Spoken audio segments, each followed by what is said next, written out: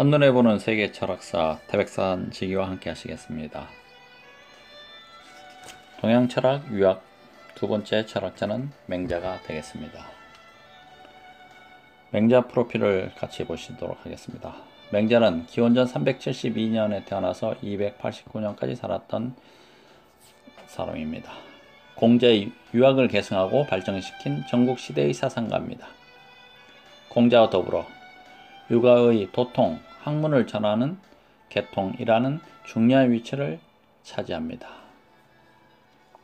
인간의 도덕적 기초로 인의를 중시했습니다. 정치에서는 성선설을 바탕으로 위정자는 도구로 백성을 다스려야 한다는 왕도 정치를 내세웁니다. 그의 사상은 제자들에 의해서 7편으로 저술된 맹자를 통해서 알 수 있습니다. 맹자의 프로필이었습니다. 전국시대 사상가입니다.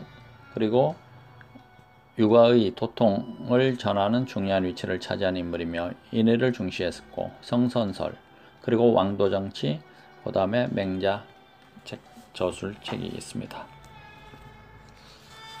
인과 더불어 의가 필요하다. 맹자의 사상입니다. 인과 더불어 의가 필요하다. 맹자. 인의 왕도정치를 주장했습니다. 공자의 사상은 제자인 맹자와 순자에 의해서 계승되어 더욱 발전했습니다. 맹자는 기원전 372년에서 289년 공자의 인에다가 의를 덧붙입니다. 오히려 인보다 의를 더 강조합니다. 맹자. 왜냐하면 맹자가 살던 전국시대 기원전 403년부터 221년 시대를 전국시대라고 하는데 공자가 살던 춘추시대보다 더욱 혼란스러웠습니다. 전국시대가 더 혼란스러웠다. 기원전 403년에서 221년. 흔히 분위기가 험악해지면 좋은 말로 해서는 안 되겠다라고 하는데 바로 그런 식이었습니다. 맹자는 인과 의의 차이점에 대해서 이는 사람의 마음이요 의는 사람의 길이라고 했습니다. 이는 사람의 마음이요 의는 사람의 길이라고 했다. 이는 사람의 마음이요 의는 사람의 길이다. 이니 사람의 마음으로부터 나오는 자연적인 감정이라면 의는 사람들이 순응해야만 하는 어떤 절대적인 도덕 의무라는 것입니다. 이니 사람의 마음으로부터 나오는 자연적인 감정이니 자연적인 감정이라면 의는 사람들이 순응해야만 하는 어떤 절대적인 도덕 의무라는 것입니다. 의는 사람들이 순응해야 하는 어떤 절대적인 도덕 의무. 이는 자연 감정, 의는 도덕 의무라고 봤다는 것이죠. 맹자는 극도로 혼란한 상황에서 옳고 그름을 판단해 정의를 밝힘으로써 현실 사회의 혼란을 극복하려고 했던 것입니다. 두 번째 논제는 백성들을 피부치처럼 사랑하라.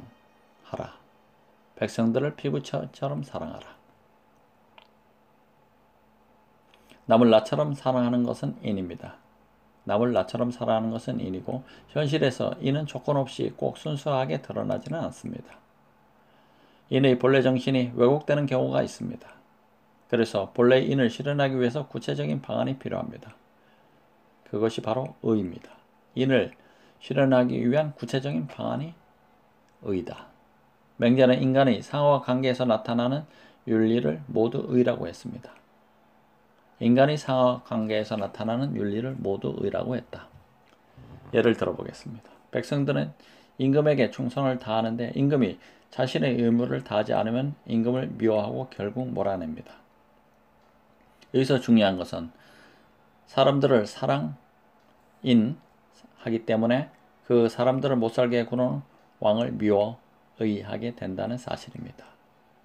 미워하는 마음은 인을 전제로 한다고 할 수 있습니다. 이처럼 인을 정당하게 만드는 것이 바로 의입니다. 즉 마땅히 해야 할 바를 하는 것이 의입니다. 의는 맹자는 마땅히 해야 할 바를 하는 것을 의라고 봤습니다.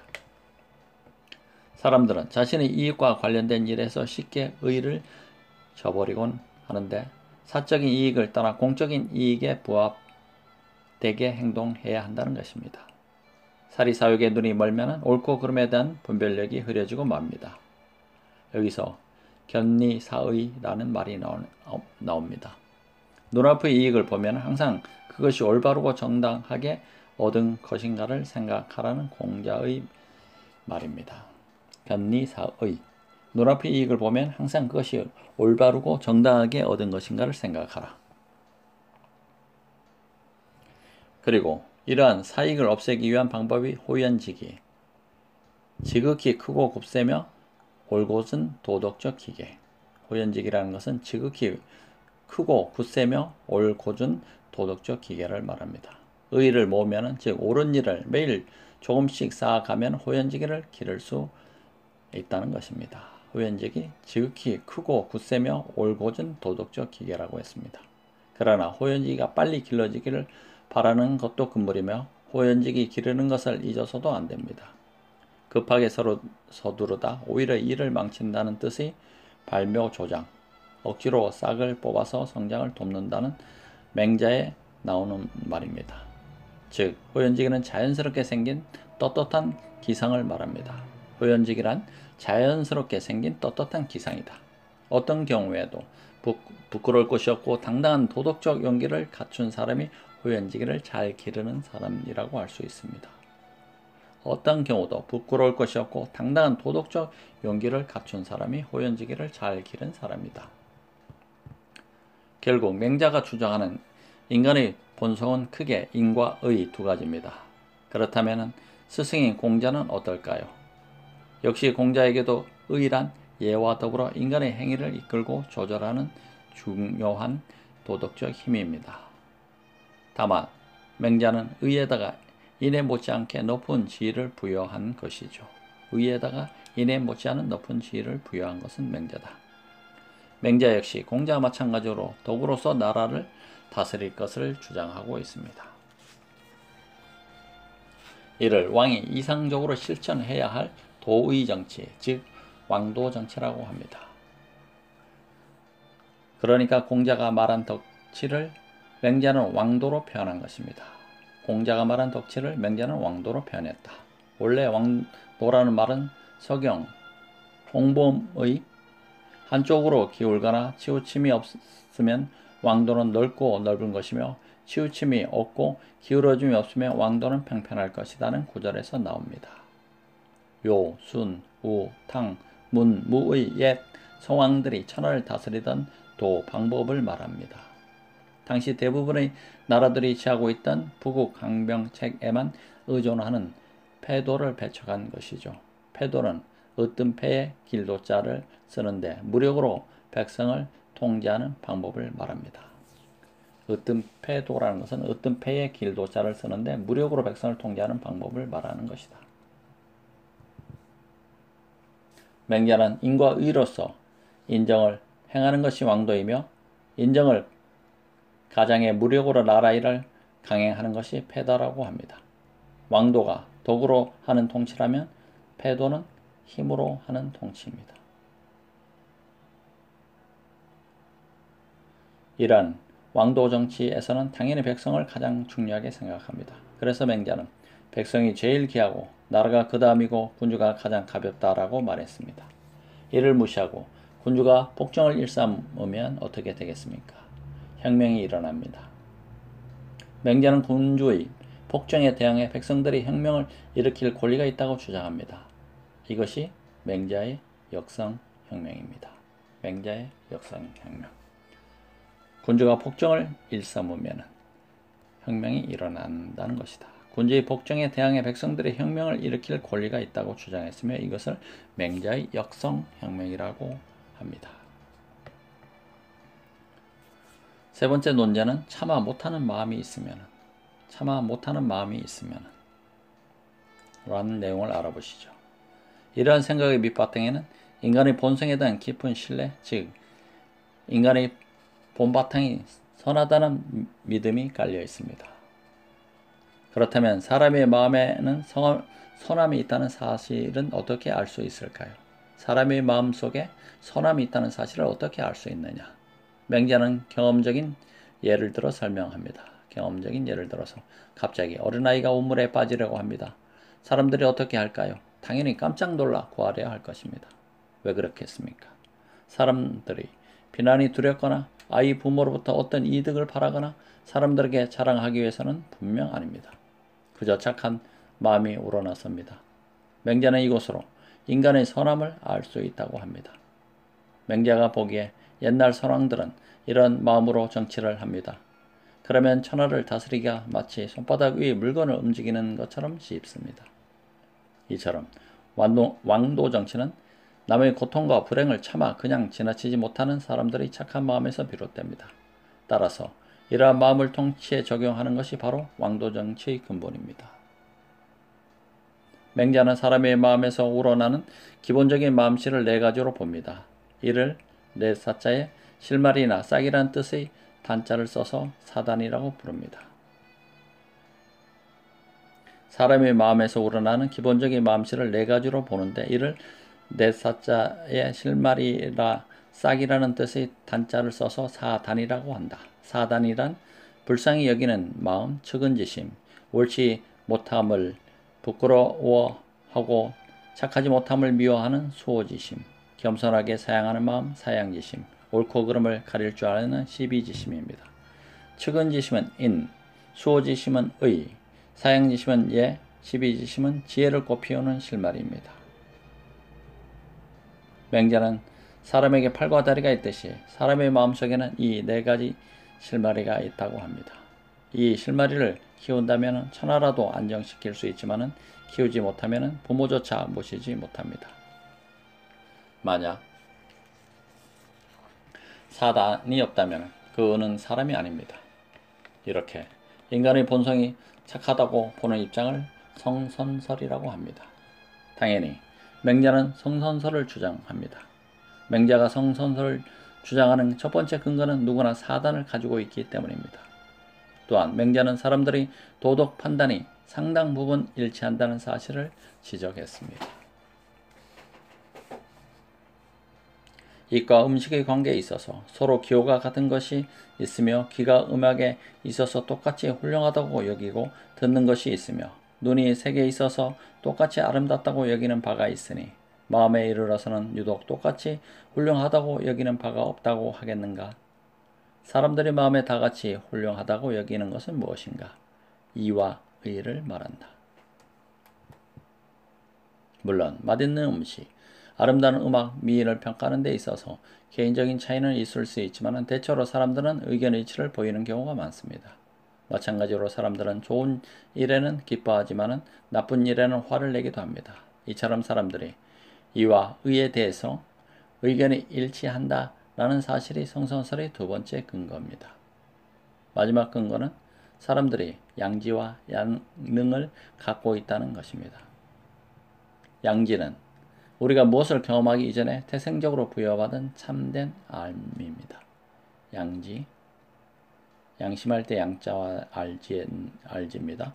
우리가 무엇을 경험하기 이전에 태생적으로 부여받은 참된 알을 양지라 합니다. 인간은 선천적으로 무엇이 선인지 압니다. 그리고 누구도 가르쳐준 적이 없는데도 선을 행할 수 있는 능력이 양능입니다. 사람에게 이러한 두 가지 선천성이 있다는 것은 인간이 본래 선하다는 근거가 된다고 맹자는 생각했습니다. 그렇다면 인간의 악한 행동은 어떻게 설명할 수 있을까요? 맹자는 이렇게 비유를 들었습니다. 지금 보리씨를 파종해서 땅도 똑같고 파종한 시기도 똑같으면 돋아나서 모두 익을 것이다. 비록 수확하는데 차이가 있다면 그 땅에서의 비옥하고 척박함의 차이, 비가 내려서 배양하는 것의 차이, 사람들이 그것을 가꾸는 정성의 차이 때문이다. 성선설은 사람이 선천적으로 착한 성품을 갖고 태어나지만 육체를 가진 존재이기에 욕망이나 환경에 의해서 악행을 저질 수 있다고 보는 것입니다. 이런 사살한 욕망은 위에서 말한 호연지기를 기름으로써 없앨 수 있습니다. 그러나 이러한 호연지기를 지닌 사람을 대장부라고 부릅니다. 그리고 이러한 호연지기를 가진 사람을 우리는 대장부라고 부르고 있습니다. 맹자의 사상이었습니다. 맹자의 질의응답 시간입니다. 첫 번째 질문. 왕도와 패도는 쉽게 구분되는데 왕도 정치와 덕치는 별 차이가 느껴지지 않습니다. 그렇다면 굳이 맹자가 덕치를 왕도정치라 부르는 까닭이 있을까요? 답변상 덕치가 주로 통치자의 도덕적 자각과 실천을 강조한다면 왕도는 민본주의를 바탕으로 하는 도덕정치를 강조합니다. 덕치는 주로 통치자의 도덕적 자각과 실천을 강조한다. 덕치라는 것은 통치자의 도덕적 자각과 실천, 왕도는 민본주의를 바탕으로 하는 도덕정치를 강조하는 것입니다. 좀 더 포괄적이라 할 수 있습니다. 맹자는 공자가 말하는 인정이 덕치이자 민본이라는 점에 착안해 민본에 입각한 참된 덕치를 왕도정치라고 한 것입니다. 민본에 입각한 참된 덕치를 왕도정치라 했다. 더 포괄적인 개념이라고 했습니다. 그래서 군주의 덕이 부족하면 백성의 역성혁명이 가능합니다. 특히 왕도에게는 도덕정치를 구현하는 조건으로 민생의 안정을 얘기하는데 덕치에서는 별로 언급하지 않습니다. 맹자 사상가에 대한 두 번째 질문사항은 기본적으로 공자와 맹자 사이에는 사상적인 차이가 있다면 어떤 점이 있을까요? 답변상 공자는 인과 예를 강조했습니다. 공자는 주나라의 예학을 배워 인자나 군자가 되려고 한다면은 주나라의 예학을 배워서 인자나 군자가 되려고 한다면은 맹자는 탁월한 선한 본성을 길러 성인이 되려고 합니다. 사단에서 알 수 있듯이 맹자는 예도 인과 마찬가지로 인간의 본성에 내재해 있다고 보았습니다. 공자가 인과 예를 결부시켜 극기 복례 말한 것처럼 맹자 역시 의와 예를 같은 것이라고 생각했습니다. 그래서 공자가 주로 인을 말하는 데 비해 맹자는 인의를 강조합니다. 원래 예는 생활 규범에 따르는 외형적인 형식이며 의는 생활 규범이 될 올바른 내용입니다. 예는 생활 규범에 따르는 외형적인 형식이 예고 의는 생활 규범이 될 올바른 내용이다. 올바른 내용은 의고 외형적인 형식은 예다. 생활 규범에 따르는. 세 번째 질의사항, 맹자는 인간의 도덕 문제를 다루기에 앞서 인간의 본성에 큰 관심을 보인 것 같습니다. 그렇다면 공자는 인간의 본성에 대해서 어떻게 얘기했는지 궁금합니다. 맹자는 인간의 도덕 문제를 다루기에 앞서 인간의 본성에 큰 관심을 보였고, 그렇다면 공자는 인간의 본성에 어떻게 생각을 했을까요? 답변상 공자 역시 도덕의 원천을 사람의 품성이 자연스럽게 드러나는 데서 찾습니다. 만약 아버지가 도둑질을 하는 것을 아들이 보았다고 합시다. 아들이 비록 아버지일지라도 관아에 고발을 하는 것이 정직한 행동이라고 생각할 수 있습니다. 하지만 아버지의 잘못을 숨겨주려는 마음이 인간의 참다운 마음이라고 공자는 말합니다. 인간의 성품은 서로 비슷한데 후천적인 습관이 서로의 차이를 멀게 만들었다. 공자의 이 말은 후천적인 학습에 따라 성품의 차이가 생긴다는 뜻으로 성품을 잘 길러서 이루고자 한 사람이 맹자이고 성품을 절제해서 만들고자 한 사람이 순자입니다. 맹자의 사상에 대해서 함께 했습니다. 제목만 잠깐 볼 것 같으면 인과 더불어 의가 필요하다고 주장한 사상가가 맹자입니다. 인이 의 왕도 정치를 주장했습니다. 백성들의 피부지처럼 사랑하라고 얘기했습니다. 왕도 정치를 주장하면서 차마 못하는 마음이 있다면 성선설을 주장한 내용입니다.